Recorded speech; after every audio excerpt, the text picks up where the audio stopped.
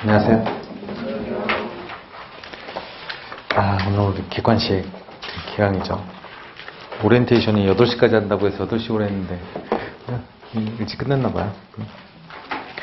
일단 우리 교재가 지금 책의 개정사항이 다 안 끝나서 이제 앞에 좀 이 부분만 따로 했는데, 오늘하고 이제 목요일날 수업이 한 번 더 있죠. 그때 하고 나면 그 다음 주 한 2주 정도 있다가 나머지를 이제 시작할 거예요. 그래서 일단 그때는 책이 나올 거니까 그 책으로 하시면 되고, 제 앞부분만 부가가치세로 이제 이걸로 좀 대신해서 보시면 될 것 같아요.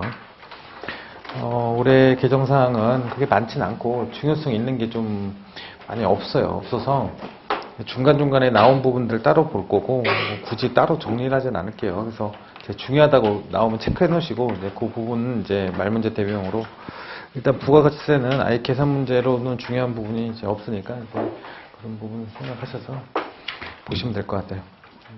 그래서 중요한 개정사항이 나왔을 때는 이제 미리 이제 알려드릴 테니까. 일단 목차를 잠깐 이제 표시하시면 페이지 한번 펴보세요. 어디냐면 처음에 부가가치세라고 해서 총칙부터 첫 페이지 보면 1장, 2장, 3장, 4장, 5장, 6장, 7장까지 있죠. 일단 부가가치세는 우리가 법인세랑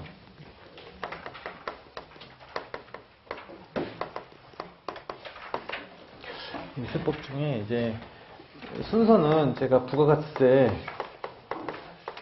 세법부터 시작할 건데, 이제 그 다음이 애매해요. 그때 이제 이거 끝나면 지금 우리가 한번 이제 그 일요일날 수업이 2번 있잖아요. 일요일날 수업을 이제 어떻게 할 건지 이제 좀 해달라고 했어. 그때 따로 하기 애매해서 일요일날 수업하는 거는, 일요일날 수업은 아예 소득세를 나갈 거예요, 따로. 그래서 부가가치세법은 따로 가고, 이제 일요일날 이제 소득세법 하는 요 부분이 있으니까, 혹시 이제 일요일날 못 오시는 분들은 이제 동영상으로 따로 들으셔야 돼요. 이건 따로 들으시고, 12시간 정도 있어요. 근데 12시간 안에 소득세 다 끝내기는 어려우니까, 제가 이제 이렇게 되면 어디 세액 공제까지는 갈 것 같아요. 이렇게 되면 세액 공제 좀 전까지. 그래서 뒷부분 우리 신고나 아니면 양도세는 따로 이제 나중에 따로 수업을 할 테니까, 요 수업 끝나면 바로 그 다음 주에 이 소득세 부분 설명할 거고, 지금 부가가치세는 이제 끝나고 나서 이제 법인세 수업으로 이렇게 할게요. 그래서 법인세 수업은 따로 이렇게 순서대로 갈 거다.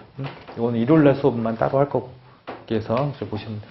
그래서 이어지게 여러분들이 요거 듣고 이게 이어지게 할 거고, 그 대신 이제 법인세를 우리가 수업을 다 끝냈는데, 거기까지 이제 들어보신 분은 이제 그 들으신 대로 하시면 되겠지만, 안 들으신 분들은 일단 1월 중으로는 다 하셔야 돼. 1월 중으로 한번 들어보시고 이제 법인세 나가야 되니까, 법인세는 앞부분 위주로 좀 잘 많이 보시고, 일단 뒷부분 중간 이후부터는 좀 어려우니까 이제 그때는 이제 객관식 때 하시던지 하시면서 이렇게 하다가 이제 끝나면 소득세 붙여갖고 이렇게 해서 할 테니까. 그래서 지금 이 내용 자체는 뭐 실제 시험엔 우리 부가가치세가 8개 나오고, 이제 법인세가 10개, 소득세가 10개 이렇게 나와요, 시험은. 근데 이제 이걸 다 맞추기가 또 애매하죠. 어디까지 해야 돼? 부가가치세는 하나 정도 빼고 나머지는 할 수는 있어. 할 수는 있는데, 또 좀 어려울 수도 있으니까, 이제 하나나 2개 정도는 여러분들 이제, 모르는 게 나올 수도 있으니까, 이제 그런 거 감안하시고, 한 6개 정도 목표로 하시면 돼. 6개 정도 목표로 하시고.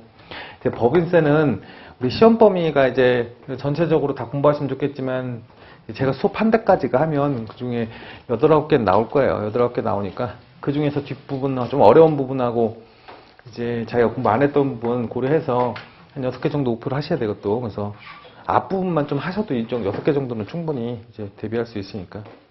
이 소득세 같은 경우도 10개 중에서 이제 양도세나 이런 거 좀 제외하더라도 이것도 한 6, 7개 정도는 목표를 하셔야 돼요. 그래서 1차는 그나마 좀 어렵진 않으니까 이렇게 하시면, 요걸로 이제 꽈락을 넘을 생각을 미리 하시고, 이제 그 다음에 이제 우리가 목표로 하는 이제 국세기본법하고 이제 국세징수법이라는 게 있죠. 이걸 공부를 하셔야 되고, 그 다음에 국조법하고 조처법인데 조세범 철법법이에요. 일단 국세기본법 뭐 4, 5개, 5개는 5개라고 할게요. 국세징수법 3개, 얘네 둘 이렇게 나와요, 시험은. 근데 이렇게 할 때 여러분들 뭐 국세기본법이 가장 중요한데, 이게 가장 어려워. 제가 생각하기엔 국세기본법이 가장 까다롭게 나올 가능성이 많아요. 항상 많으니까 아예 좀 여유가 안 되신 분들은 이거는 이제 나중에 본다고 생각하시고 하셔도 돼. 굳이 우리 이건 다 우리 공개 강좌로 올려놓을 건데 어차피 공부를 해도 보면 알 것 같아. 그래서 공부를 많이 해요. 다 틀릴 거야 이제. 시험은 다 틀릴 수밖에 없지. 보통 많이 나오니까 공부는 가장 많이 해. 갑자기 이거 공부하게 되면 어떻게 되냐? 여기서 이거 셋 중에 하나 날리셔야 돼. 그런 경우가 나와요. 그래서 저는 그래서 일부러 국세 기본법 어떤 분 선생님들은 되게 좋아하시는 분이 있어. 이런 분 이걸 강조하시는 분인데 이거 해봤자 아무런 인생에 도움이 안 돼. 이거는 세무사 떨어지면 떨어졌지 이거 갖고 붙지는 않을 거야 이것 때문에. 근데 법인세나 소득세 이런 거는 안 하면 아예 세무사가 안 돼. 그렇게 생각하시고 공부하시면 돼. 그래서 이걸 안 하시고 이걸 그러니까 다 같이 하시려면 상관이 없는데 꼭 이거 하시는 분들이 법인세를 다 지키고 하시더라고. 그리고 2차 와서는 저 법인세 처음부터 다시 해주세요. 뭘 다시 해? 오늘 끝났어. 그러면 이제 그분은 이제 세무사가 안 되는 케이스로 가셔야 돼. 합격을 했는데 세무사가 안 된대. 그런 거랑 똑같은 거예요 지금. 그래서 하여튼 생각을 잘 하시고 이걸 하는 것보다 이걸 더 많이 하시는 게 좋아. 나중을 위해서도.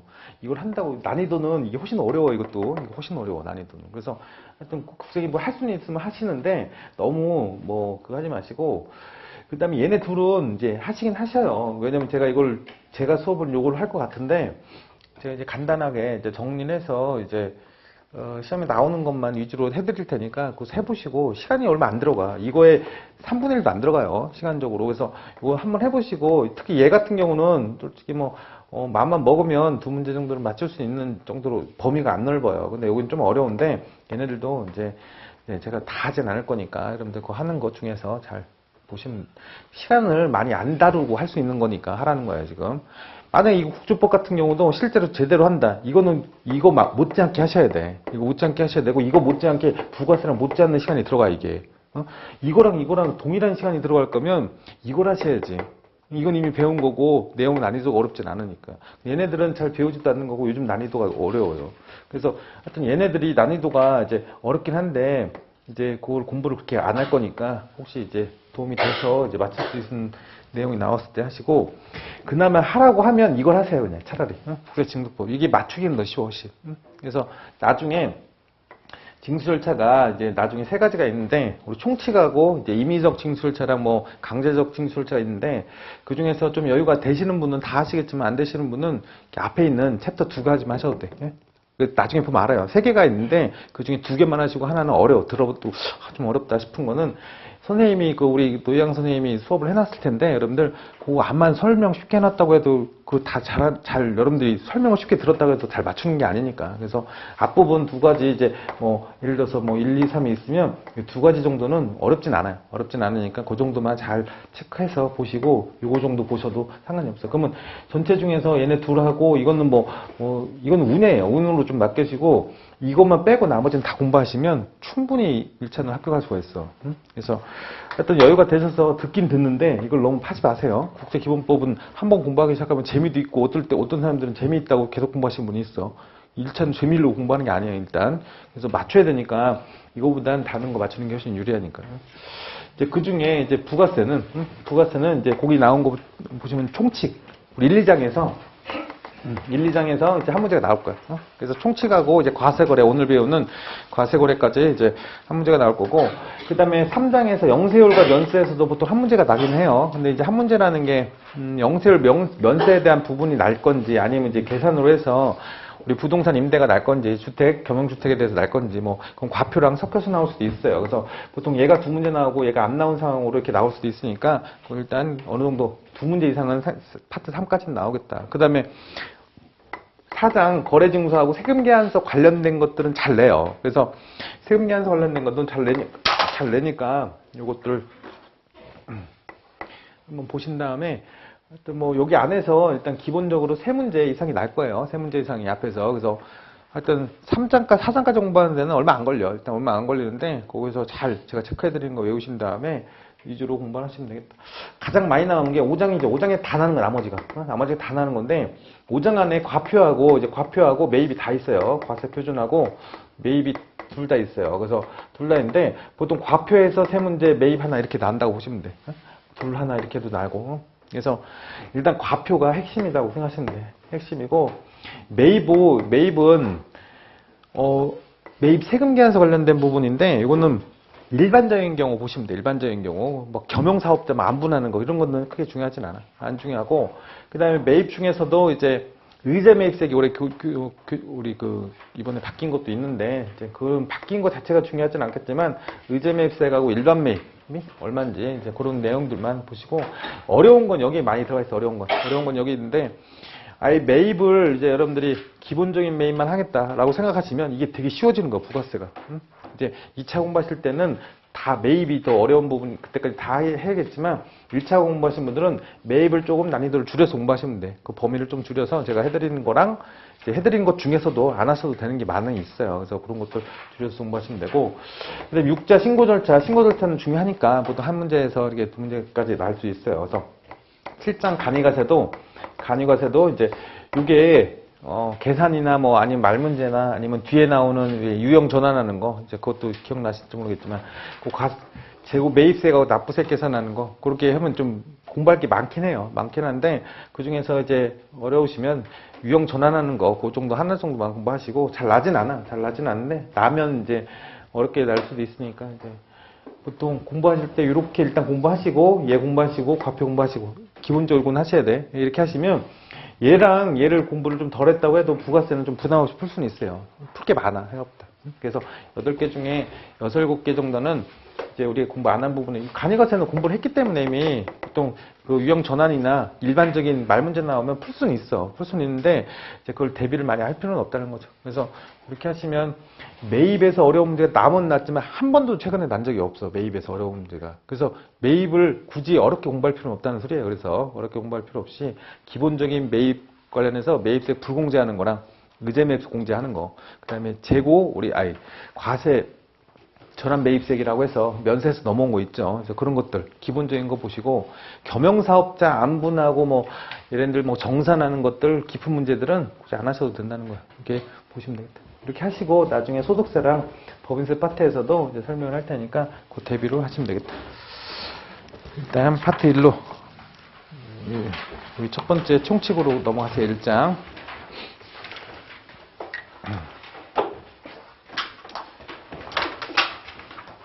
총칙 보시면 부가세 공부한 지 얼마큼 됐어요? 이거 좀 오래되지 않았어요? 최근에 본 적 있나? 없죠. 어떻게 이거 그렇다고 뭐 처음부터 다시 할 수는 없고 잘 생각이 잘 나셔야 돼. 근데 이제 그래도 한번 들은 개념이 있으니까 이제 개념에서 여러분들 포인트 잘 잡아서 지금 아니 이 상관이 없는 게 어차피 들었고 이제 두 번째 배울 때는 처음 보는 것 같지만 듣다 보면 이런 개념을 알 거야. 그럼 한번 이해하기 더 쉬울 거니까 그때는 중요한 거 잘 체크해서 이제 앞으로 외워가면서 가셔야 돼. 외우면서 가시고 이제 시간이 좀 날 때마다 누적으로 공부하셔야 돼. 누적으로 공부 안 하시고 괜히 또 지나가는 상태에서 다 끝나고 또 돌아와서 하겠다 하면 또 돌아올 때 되면 또 시험 때지 뭐 시험 다가와서 또 돌아오니까 지금 하여튼 그렇게 잘 보시고 이제 부가세 이제 특징으로 이제 제가 간단히 두 가지로만 그림 그려볼게요. A가 이제 B한테 공급을 한 상태에서 B가 이제 최종 소비자한테 공급을 한대. 이렇게 공급을 할 때 A가 창출한 부가가치가 있으면 부가가치가 이제 100이다. 그러면 이제 이 공급이 됐을 때 우리가 얼마를 받을 거냐면 100에다가 부가세까지 같이 받으라는 소리죠. 그래서 받아서 이제 납부하는 금액이 생길 거고, B는 요 A로부터 이제 공급을 받았을 때는 같이 세금 계산서를 같이 받을 거예요. 세금 계산서를. 그래서 받아갖고 자기가 창출한 부가가치를 엎어서 이제 제 3자한테 또 공급이 일어나겠죠. 공급이 일어날 거고, 이 공급이 일어났을 때 이제 최종 소비자에게는 이제 대가를 받을 때 부가가치의 누계에 대해서 이제 대가를 받으시면 되죠. 그래서 500에 대해서 50원만큼 대가를 받으시면 되는 거고, 50원만큼 매출 세액으로 나오겠지만 이제 우리가 세금 계산서로 증명되는 10원만큼은 이제 매입세 공제가 돼서 이제 40만큼 납부를 하겠다. 그럼 최종 소비자는 이제 50원만큼 부가세를 부담하는 거죠. 지금 이것처럼 첫 번째, 그럼 얘네들을 어떤 걸 과세할 거냐냐, 어떤 걸 과세할 거냐면 일반적인 모든 우리 재화용의 공급을 과세할 거다. 첫 번째 특징이야. 그러면 일반 소비세라고 해서 특정 소비세인 특별한 것만 공급한 걸 과세하는 게 아니고 다 과세하겠다. 면세로 열거된 것만 제외하고, 면세로 열거된 걸 제외하고 다 과세했다는 게 일반 소비세의 특징이에요. 첫 번째 특징을 얘기하는 거예요. 두 번째, 다단계 거래세라고 해서 이제 단계별로 자기가 창출한 부가가치만큼만 과세를 하도록 이제 구성이 되어 있기 때문에 일단 다단계 거래세다 이렇게 나와 있고, 세 번째 이제 소비용 부가가치세라고 해서 하여튼 소비하는 이제 투자 촉진에 대해서 매입세 공제가 되는 이제 소비되는 부분에 대해서만 이제 과세한다는 게 소비용 부가가치세 특징인데 뭐 크게 중요하지는 않지만 하여튼 그게 있다는 거고, 그다음에 전 단계 거래액을 뺀 게 아니고 이런 구조가 아니에요.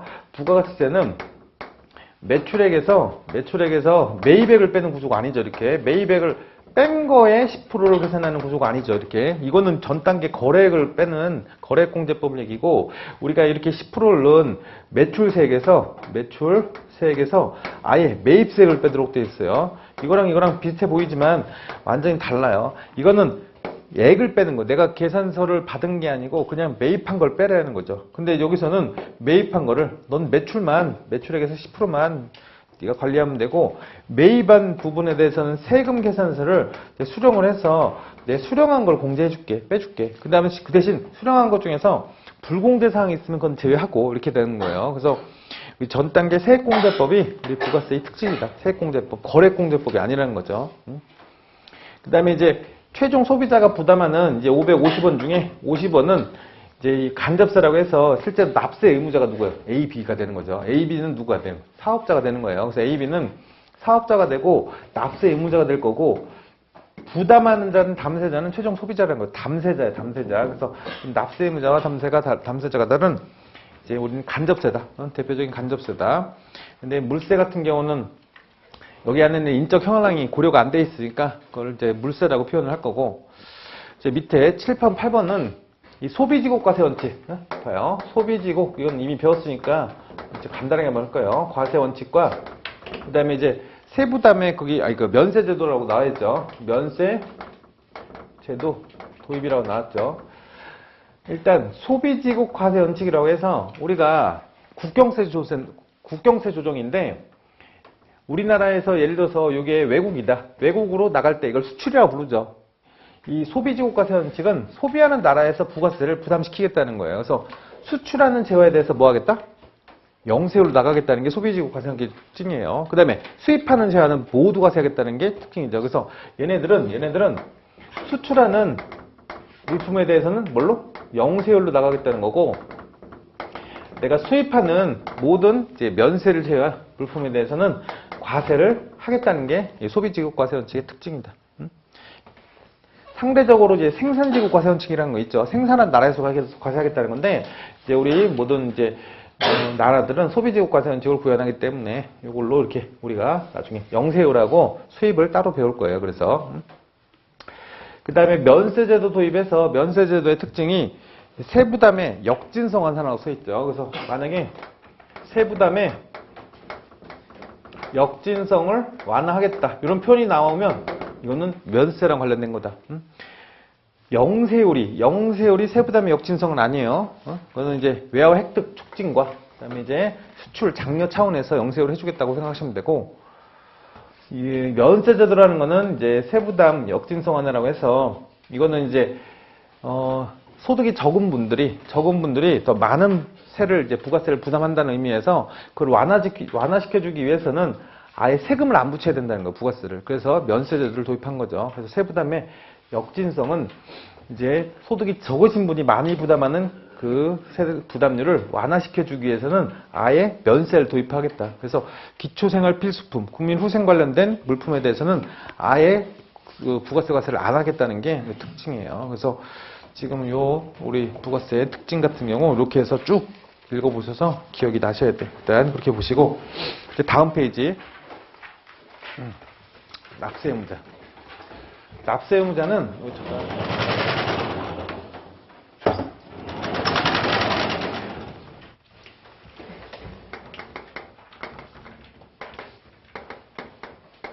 일단 크게 사업자하고 이제 재화를 수입하는 자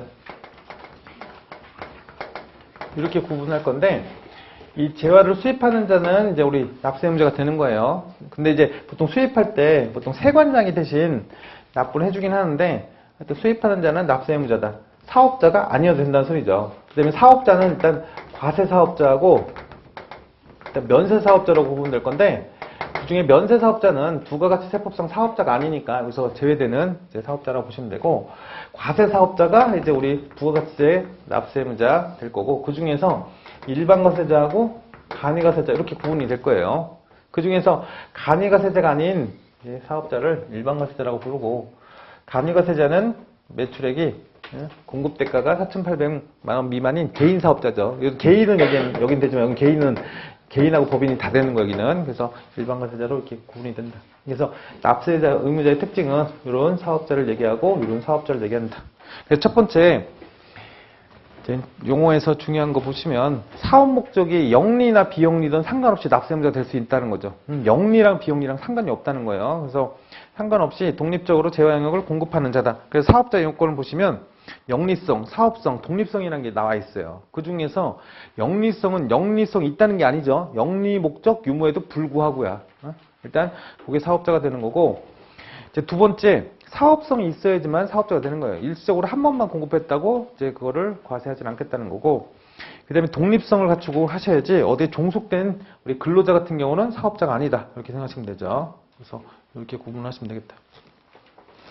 그 다음에 공급하는 재화 영역에 대해서, 얘는 재화 영역을 공급하는 자를 이제 사업자로 본다는 거죠. 재화 영역을 공급하는 사업자를 우리가 납세 의무자로 보고, 사업자가 아닌 자가 재화 영역을 공급하면 과세 납세 의무자가 안 되겠죠, 그 사람은. 그래서 어떤 재화 과세 대상인 재화 영역을 공급하는 자가 이제 사업자여야지만 이제 가능하다는 거죠. 면세 사업자는 뭐 예외로 지금 들어가 있고, 납세 의무자 간단히 이렇게 보시면 돼요. 한번 읽어보시면 되고, 그 다음에 과세 기간. 이 과세 기간은 여러분들 이것도 크게 과세 기간도 중요하진 않아요. 중요하진 않고, 우리 부가세에서는 정해놨죠. 1월 1일부터 일단 12월 30일까지 정해놓은 상태에서 이제 1기 6월 30일까지 1기라고 하고 2기 과세 기간이라고 나왔고, 그 중에서 또 뭐 이렇게 돼 있어요. 법인 같은 경우는 예정, 확정, 예정, 확정 이렇게 나와 있죠. 1기 예정, 1기 확정, 2기 예정, 2기 확정 이렇게 구분하시면 되고, 그 중에 신규 사업을 하겠다. 신규 사업을 하면 사업을 개시할 때 사업 개시일로부터 과세기간 종료 이렇게 따지는 거예요. 따지면 되고, 이제 폐업하는 자들은 이제 폐업일까지죠. 그래서 2기 법인세가 이제 법인이 폐업한다. 그럼 법인은 여기서부터 이제 예정 신고 끝난 다음에 이렇게 끝나시면 되는 거예요. 폐업일까지. 그래서 일단 신규 사업자는 사업 개시일로부터 써있죠. 사업 개시일로부터 과세기간 종료일이라는 건 개인은 이때고 법인은 이때 종료하는 거예요, 일단. 그래서 개인과 법인 종료일이 다르겠죠. 그 다음에 사업 개시 전에 등록을 하면 개시일인데, 개시일 전에 등록을 했으면 그날부터 가는 거죠, 당연히. 그래서 등록 신청일부터 이제 시작을 하시면 되겠다. 그래서 그 신규 사업자 1번, 2번 해당되는 거 보시고, 폐업을 하게 되면 폐업일까지야. 폐업일까지인데, 그 두 번째 사업 개시 전에 등록한 후 사업을 시작하지 않으면 어떻게 될 건가? 거기 보시면 얘가 이렇게 된 거예요. 사업을 이제 개시를 하기 전에 등록 신청부터 했어. 등록 신청을 한 상태에서 개시를 안 하고 계속 지난 거예요. 지났을 때는 그 밑에 조그만 글씨로 나왔는데, 그 6개월이 되는 데까지 아무런 실적이 없다. 그러면 사업을 그때 이제 하지 아니한 걸로 6개월이 되는 시점에 보겠다는 거죠. 그래서 사업 등록은 해놨는데 아무것도 안 하겠다. 그 소리가 이제 보통 그 사이에 뭐가 들어가냐면 신고가 한번 들어가요. 신고가 한번 들어갈 건데, 그 신고할 때 사업을 계속 하고 있다는 이제 무실적 신고를 하시면 돼요, 그냥. 무실적 신고라도 들어갔으면 사업을 하는 건데, 그 신고도 없이 계속 아무것도 안 한다는 거죠. 그래서 아무것도 안 했을 때는 정당한 사유 없이 이제 공급이 없을 때니까, 그냥 공급이 없는 건 상관이 없어요. 어차피 이제 사업을 하려고 마음 먹고 이제 준비 중일 수도 있으니까. 그래서 그 6개월이 되는 날까지 이제 실적이 없을 때는, 그때는 우리 폐업한 걸로 그때는 보겠다는 게 저 밑에 폐업자 그 2번의 얘기예요. 그래서 그렇게 보시면 되겠다. 어렵지는 않은 거니까 간단히 정리하시면 되고, 중요한 건 납세지죠. 납세지 좀만 더 볼게요. 오른쪽 보시면 납세지는 관할 세무서를 결정하는 기준이고, 일단 사업장별 과세 원칙이죠. 일단 우리가 지금 납세지는 세 가지가 있겠죠. 여기까지 보시면 일단 사업장별이에요. 사업장별 이제 우리 과세를 할 거고, 그 다음에 뒤에서 나오는 두 가지 주사업장 총괄 납부라는 게 있고, 총괄 납부라는 게 하나 있고, 그 다음에 뭐가 있어요? 사업자 단위 과세가 있죠. 사업자 단위 과세 원칙이 있다. 지금 얘는 사업장별이 일반적인 원칙이에요. 원칙인 상태에서 얘네들은 어떻게 하시면 돼? 얘네들은 신청만 하시면 돼, 신청. 그래서 때 맞춰서 신청만 하시면 이게 가능하고, 그 다음에 이제 얘네들은 승인 요건은 없어요. 신청을 한 다음에 승인받는 사항이 아니야, 이거는. 그래서 내가 사업장이 2개 이상이다. 그럼 얘네 둘 중에 하나를 신청할 수가 있다는 거죠. 처음은 이걸로 하다가 중간에 바꿀 수도 있다는 거야. 이렇게 바꿀 수도 있고, 아니면 애초부터 신청할 수도 있고. 그래서 이렇게 신청을 하시고 승인사항은 아니고, 그 다음에 얘네들의 차이점을 좀 파악하셔야 돼. 몇 개 되진 않지만 그 차이점 보시면 됩니다. 그 전에 이 사업장별 이제 과세 원칙인 경우 중에서 업종별로 이게 달랐을 때 업종별 사업장의 범위를 잘 보시고 그걸 좀 외우셔야 돼요. 그래서 외우시고, 그 중에서 사업장으로 볼 거냐 안 볼 거냐 3가지가 또 있었는데, 거기 보시면 다음 장에 나올 거예요. 직매장하고 하치장하고 임시사업장, 이 3가지가 있죠, 일단. 그래서 그 다음 페이지 나오는 요거부터 먼저 볼게요. 직매장, 하치장, 임시사업장. 직매장 우리 사업장으로 보도록 되어 있죠. 그래서 직매장에서 반출하면 그걸 공급한 거로 볼 수가 있다는 거죠. 하치장 반출 이건 없어요, 이런 거는. 그래서 하치장은 사업장이 아니다. 그 다음에 임시사업장은 이거 뭐라고 했어? 기존 사업장에 포함이라죠. 기존 사업장에 이제 포함해서 들어갈 거니까, 기존 사업장이 예를 들어서 이제 강남에 있고 이제 킨텍스 우리 인시스 박물관을 이제 일산에서 한다. 그러면 이제 사업장 신고는 이제 여기서 하시면 돼요. 강남 기존 사업장에서 포함해서 하시면 되겠다. 그래서 얘는 사업장으로 안 보고 얘는 사업장으로 볼 거니까. 그래서 이 3가지를 보시고, 이 사업장 이 중에서 이제 또 업종별로 나오는 사업장 앞에 있죠. 앞에 있고, 이게 시험에 가장 많이 난다고 보시면 돼. 그냥 이제 일장에서 많이 나는 거는 이 납세지가 많이 난다고 보시면 돼, 일단. 그래서 잘 나니까. 뭐 날지는 모르겠지만 잘 나는 거 위주로 공부하셔도 돼요. 일단 그렇게 하시는 게 가장 유리하다. 일단 광업은 광업 사무소 소재인데, 근데 거기 좀 꽃표시가 잘못되어 있어서 그거 체크만 할게요. 거기 밑에 보시면 1번이 최종 제품을 완성하는 장소, 2번이 1번이 돼야 되고, 한번 그 조그만 글씨 꽃표시 광업은 X표 치시고, 그래서 그 광업 소재지 X표 1번에 X표 치시고, 거기 최종 제품을 완성하는 장소 그거 2번이라고 써 있어요. 그 동그라미 2번. 그걸 1번으로 하세요. 그래서 그렇게 보시면 돼요. 어차피 뭐 밑에 보고 이제 판단하셨어야 되는데, 그 다음에 그 건설업, 운수업, 부동산 매매업에서 동그라미 1번에 끝에 2번이라고 거기다 써놓으시고, 그 뭐 등기부상 지점 소재지 포함이라고 나왔는데 이건 뭐 또 중요하진 않아요. 이거는 여러분들은 제조업하고 그 다음에 3번이 어디 가서 이제 찾으셔야 돼. 3번은 7번에 있죠. 7번에 지금 있죠. 그래서 7번에 동그라미 3번이 있으니까 2번하고 3번, 7번에 부동산 임대업에 꽃표시 조그만 글씨, 이제 그거 여러분들 체크하시면 돼요. 보면. 그래서 그거랑 같이 볼 테니까. 일단 두 번째, 제조업은 어디냐? 제조업은 최종 제품이 완성하는 곳이 사업장이래. 거기서 이제 부가세 관련해서 모든 신고와 절차, 세금에서 발급을 거기서 하라는 거죠. 근데 밑에 보시면 아예 포장만 하거나 용기만 충전하는 장소는 사업장이 아니다. 이렇게 써 있죠. 단순히 이제 보관만 하기 위한 저유소는 걔네도 이제 제외한다. 이렇게 나와 있으니까. 그래서 이런 경우는 뭐 하치장도 비슷한 개념이에요. 하치장은 보관만 하는 장소야. 근데 직매장은 물건을 판매하는 장소고, 얘네들 중에서 직매장은 부가가치를 창출할 수 있지만 하치장은 창출이 안 되는 사업장이라고 보셔서, 장소라고 보셔서 사업장으로 안 본다. 얘네도 마찬가지예요, 지금. 용기만 충전하거나 보관만 하는 장소는 이제 우리가 단순하게 부가가치 창출을 못하고 있다. 이렇게 생각하시면 되고, 그 상황에서 일단 7번부터 볼게요. 부동산 임대업. 임대업은 사업장이 어디예요? 임대 자산의 등기부상 소재지예요. 등기부상 소재지. 그래서 임대 자산이 어디 있냐? 거기에서 사업장 신고를 이제 나중에 부가세 신고를 하도록 되어 있다. 그래서 부동산 임대업이 해외에서 임대를 한다. 그러면 해외가 사업장이 되는 거죠. 그래서 거기는 국내가 아니기 때문에 과세를 안 한다. 이런 개념이에요. 그런 개념이 있고, 그 대신 이제 부동산 임대업을 하는데 밑에 보시면 부동산 중에 권리만 대여하거나 그 다음에 특정 사업자들이 있어요. 전기사업자 아니면 토지공사, 주택공사처럼 임대업을 업으로 하는 사업자들은 그냥 업무 총괄 장소에서 할 수 있게 해준 거예요. 그래서 모든 이제 부동산 임대에 관한 소재지에서 그걸 할 수는 없겠으니까 그런 특정 사업자 같은 경우들은 우리가 업무 총괄 장소로 보겠다. 이렇게 보시면 되고, 중요한 건 2번, 3번, 7번이에요. 여러분들 제조업, 임대업, 그 다음에 가운데 있는 건설업, 운수업, 부동산 매매업이죠. 이렇게. 그래서 그 세 개를 일단 외우시면 돼. 나머지는 다 뭐냐면 업무와 총괄된 장소라고 보시면 돼. 업무 총괄 장소에서 다 몰아서 하면 돼. 근데 얘네 셋은 좀 다르게 돼 있어요. 제조업 같은 경우는 최종 제품을 완성하는 장소, 부동산 임대업은 부동산의 등기부상 소재, 부동산의 등기부상 소재지예요. 일단 3번 보세요.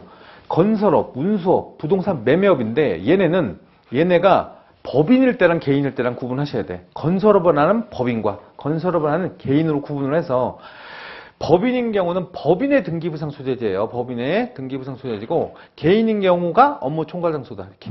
그래서 그런 식으로 표현이 돼야지만 맞는 거예요.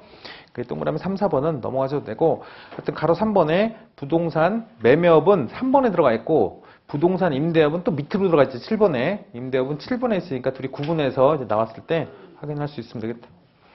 그 다음에 나머지 수자원 개발 사업, 무인 자동 판매기 얘네들은 업무 총괄 장소로 들어가 있고 9번에 나오는 것처럼 국가 지방자치단체 그 다음에 그 공급하는 그 음식 임대업 골프장 같은 경우도 업무 총괄 장소예요. 다 업무 총괄 장소니까 이렇게 보시고 지금 여기가 지금 없는 내용들이 있는데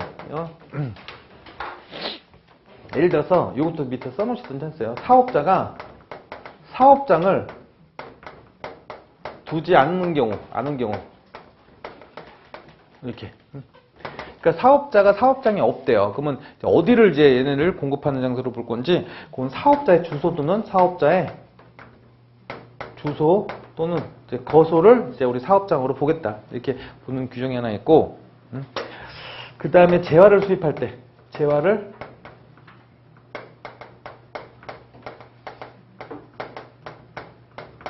수입하는 자인데, 재화를 수입할 때 어디를 사업장으로 보고 이제 수입을 할 건지. 이거는 수입하는 자의 사업장 이름은 틀린 거예요, 일단. 그래서 이건 신고를 누가 할 건지 세관장이 신고할 거잖아. 그래서 수입을 신고하는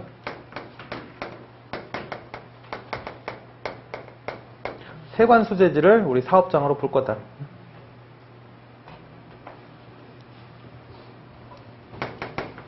이런 게 있고 또 뭐가 있냐면 하나가 더 신청에 의한 사업장 등록을 할 수 있어요. 일단 신청에 의한 사업장 등록을 할 수 있는데, 그러니까 내가 만약에 이 장소 업종에 있는 아까 그 장소 말고도 내 다른 데 사업장에 여기서 하겠다라고 신청을 할 수 있어요. 근데 제 예외상이 있어. 여기서는 무인 판매기는 안 돼요. 무인 판매 사업자, 판매기 사업자는 제외야. 이 사람은 자기가 여기 아니고 저쪽에서 하겠다라고 할 수는 없어요. 얘는 신청에 의한 사업장이 안 되고 업무를 총괄하는 장소에서만 할 수가 있다. 근데 다른 사업장들, 제조업이나 이런 건설업이나 이런 데서는 나는 여기 말고 저쪽이 더 유리하니까 그쪽에서 하겠습니다. 신청을 하셔도 그걸 인정을 해줄 수 있어요. 그래서 이 세 가지가 거기 빠져 있으니까 일단 보시면 돼요. 몇 개 빠진 게 몇 개 없긴 한데 중간중간에 이제 빠져 있는 경우는 제가 체크해서 드릴 테니까 보시면 돼요. 그래서 이렇게 문제 풀 때 좀 지엽적이긴 하지만 여기까지 알면 나중에 풀 때 도움이 되는 부분이라 이제 여기까지 했다고 보고 이제 그 다음 페이지 잠깐만 좀만 더 보고 잠깐 쉴게요. 여기 일단 주사업장 총괄납부 사업자하고 주사업장 총괄납부하고 사업자 단위과세가 있는데 요거를 이제 비교를 한번 하고 이제 오른쪽까지 그 제도를 본 다음에 잠깐 쉴게요. 이거는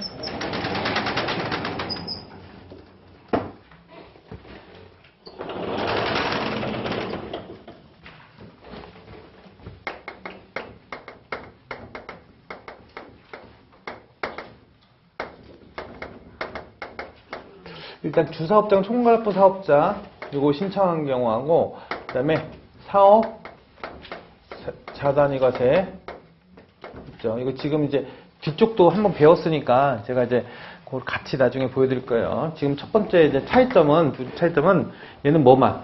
얘는 납부만 총괄이죠. 납부만 총괄하겠다. 그래서 주사업장에서 납부를 뺀 신고, 그 다음에 세금계산서 발행, 사업자 등록, 이건 각 사업장별로 하셔야 돼. 그래서 나머지 납부를 제외한 나머지 제절차에 대한 부분들은 이제 각 사업장에서 하도록 되어 있고, 얘네 같은 경우는 이제 모두 총괄이죠. 모두 총괄. 우리 주사업장에서 모두 총괄을 할 수 있으니까 이렇게 보시면 된다. 그래서 지금 둘이 좀 차이가 있는 거니까 이런 것만 봐도 나중에 만약에 얘 같은 경우는 주사업자 총괄 납부인데 신고 납부만 총괄한다 이러면 틀린 말이야. 신고도 각각 하셔야지. 그래서 납부만 총괄하니까. 그래서 기본적인 거 이렇게 보시면 되고, 그 다음에 이제 거기 신청을 하는 건데, 얘는 신청을 하는 건데, 신청을 할 때 아니죠. 주사무소를 먼저 볼게요. 주사무소를 보통 이제 법인하고 개인으로 구분할 건데, 법인, 개인으로 구분할 건데, 개인은 주사무소에서 하시면 돼요. 근데 법인은 뭐가 되냐면 본점 아니면 또는 지점이 된다. 그래서 지점이 가능해요. 얘는 지점이. 근데 얘 같은 경우는 본점하고, 법인은 본점이고 개인은 주사무소니까 뭐가 안 돼? 지점이 안 돼. 사업자 단위가서는 모든 걸 총괄해야 되기 때문에 얘네는 지점을 둬서 거기다 둘 수는 없다는 거야. 주사업장은. 그래서 꼭 본점에서만 하도록 되어 있으니까 그 차이점 잘 보시면 돼요. 잘 보시고, 이제 세 번째 우리가 신청을 할 건데, 신청은 일단 계속사업자, 여러분 일단 여기 밑에 듣게요. 일단 신청은 계속사업자하고 신규사업자가 좀 다르죠. 이렇게.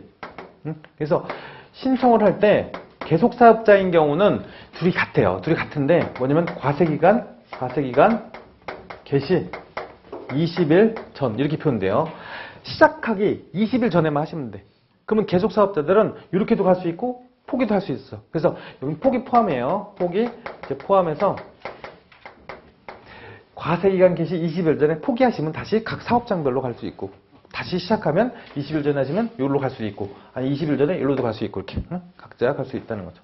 그래서 근데 과세기간 개시 후 20일 후, 예를 들어 20일 후다 그러면 틀만이죠 이거. 그래서 그렇게 나온 적도 있으니까 이렇게 보시고, 신규 사업자 같은 경우가 좀 달라요. 그래서 이 두 가지가 좀 다른데, 이것도 여러분들 우리 제절차에서 그 주사업장 같은 경우가 얘는 사업자 등록증 수령일로부터 20일 내야. 20일 내. 그래서 20일 그 사업자 등록증을 받고, 일단 사업자 등록이 된 상태에서 사업자 등록증을 수령하고, 그 후로부터 이제 20일 내에 신규 사업자들은 이제 주사업장 총괄납부를 신청할 수 있다는 거죠. 아예 처음부터 할 수는 없다는 거예요. 처음부터 할 수는 없고, 이제 사업자 등록증을 하고 나서, 사업자 등록을 일반적으로 하고 나서 그 이후로 주사업장 총괄납부를 신청하겠다. 근데 얘네들은 사업 개시 일로부터, 그러니까 사업 개시일부터 시작할 수가 있어. 신청을 할 수가 있어요. 근데 사업 개시를 어떻게 할 수 있냐면, 사업자, 아니죠. 사업 개시일이 아니고 사업자 등록 신청일이죠. 사업자 등록 신청 시부터 이렇게 보시면 되고, 사업자 등록을 신청할 때 언제까지 할 수 있어요? 사업 개시일부터 이렇게 되시는데, 예를 들어서 사업자 등록 신청할 때 이거 할 수 있어. 처음부터. 그러니까 얘는 사업자 등록을 하고 나서 등록증 받고 나서 20일이야. 근데 얘 같은 경우는 아예 처음부터 사업자 등록을 할 때 나 이걸 하겠다라고 할 수 있고, 그때 사업자 등록을 언제 할 수 있어요? 사업 개시일로부터 20일, 그 밑에 나오는 이제 사업자 등록에서 나올 건데, 사업 개시일로부터 20일 내에 할 수 있으니까 둘이 좀 다르죠. 이걸 구분하셔야 돼, 이걸. 이게 둘은 구분하셔야 돼요. 이게 누구 거? 신규 사업자일 때만, 신규 사업자일 때만 차이가 나니까 이거 잘 외우시면 돼요. 나머지는 이거 같은 거예요, 여러분들. 이거 같은 거니까. 계속 사업자 같은 경우는 시작과 포기를 같이 할 수 있다. 같이 할 수 있고, 그러니까 같이 똑같은 과세기간 개시를 20일 전에 하는 거고, 지점만 되고 납부만 총괄, 이렇게 구분해서 보시면 됩니다. 그래서 지금 주사업장 총괄 납부하고 사업자 단위 과세 이렇게 보시고, 그 효력이나 이런 것들은 이걸 얘기하는 거, 이런 것들 얘기하는 거니까 이렇게 보시면 돼요.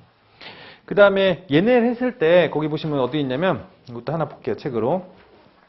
688페이지 보시면 거기 주사업장 총괄납부 효력 중에서 1번이 여러분들 이런 거죠. 납부만 총괄했다는 효력이고, 동그라미 2번을 보세요. 이것도 이제 처음에 할 때는 안 했겠지만 직매장 반출 들어가죠. 직매장 반출 들어갔다는 거는 우리가 이제 판매 목적 다른 사업적으로 반출했다는 소리야. 근데 우리 회사가 주사업장 총괄납부를 적용하는 사업자야. 그럼 반출로 보지 않겠다는 거죠. 걔네들은 직매장 반출일 땐 같은 사업장이기 때문에 굳이 이거 반출을 볼 필요 없어요. 다른 사업장일 때만 반출로 봐서 서로 부가세를 줄이는 방식으로 가셔야 된다. 근데 만약에 직매장 반출, 아니 그 주사업자 총괄납부, 사업자 단위과세 이런 사람들은 어차피 총괄로 해서 같이 낼 거기 때문에 굳이 얘네들은 공급으로 보지 않겠다는 거죠. 그 대신 공급으로 안 볼 건데 직매장 반출하면서 세금계산서 발급을 했으면 안 된다는 것도 다시 처음부터 하면 직매장 반출은 당연히 이 사업장 아니고 각 사업장별로 사업자들은 공급으로 보겠다. 첫 번째. 그래서 걔네들은 공급으로 볼 때 세금에서 발급을 해야 안 해요? 해줘야지. 직매장 반출이니까. 해줘서 각각 받으시면 되는 거예요. 발급하고 받으시면 되고. 근데 우리는 주사업장 총괄납부를 하고 있대. 그러면 굳이 세금세 발급 안 해도 되죠? 왜? 총괄납부 사업장을 안 볼 거니까. 공급을 안 볼 거니까. 그래서 얘네들은 공급을 안 보는 애들이고, 근데 얘네임에도 불구하고 자기네들끼리 세금에서 주고받았다. 그거는 공급으로 그때는 봐야죠. 발급 나갔으니까. 그래서 이 세 가지 규정이 뒤에서 또 나와요. 나오니까 지금 미리 한 번씩 보고 갈게요. 제가 얘기했던 거 아시면 한번 보시고, 기억나시면 한번 확인해 보세요. 중요한 사항들이니까 그 중간중간에 얘기를 해드릴게요. 시간이 좀 됐으니까 잠깐 쉬었다가 제가 이어서 하고 다음 시간에는 문제, 나머지 부분 하고 나서 문제 풀도록 할게요.